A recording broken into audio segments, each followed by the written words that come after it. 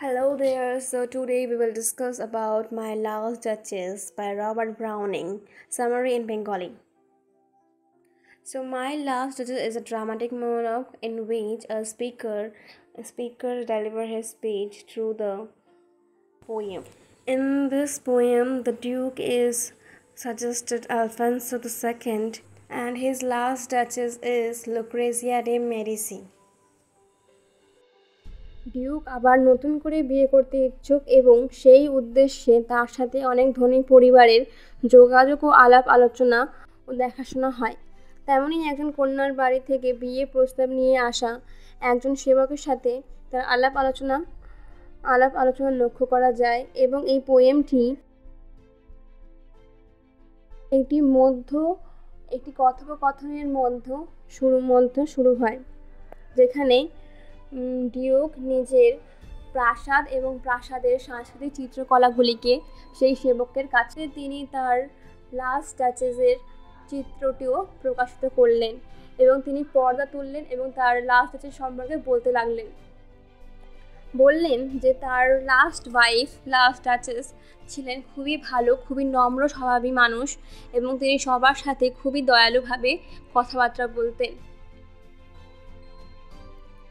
কিন্তু সেই নম্রভদ্র স্বভাব তার পছন্দ হতো না, কেননা তার লাস্ট ডাচেস তার 900 বছর পুরনো ঐতিহ্যকে সম্মান জানায়নি, তাকে বিশেষ গুরুত্ব দেয়নি।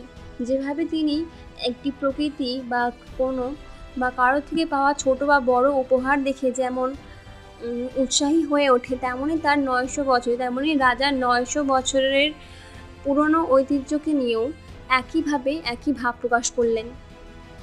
তাই তিনি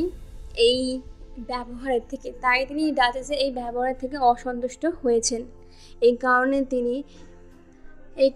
তিনি তার ডাচেসকে মৃত্যুর আদেশ দিয়েছেন। তিনি আরও বলেন যে তার স্ত্রীর ছবিটি যে চিত্রায়ন করেন, যে আঁকেন, তিনি হলেন ফ্রা প্যান্ডলফ, এবং ফ্রা প্যান্ডলফ খুবই সময় এবং যত্ন সহ তার স্ত্রীর ছবিটি এঁকেছেন এবং তিনি এও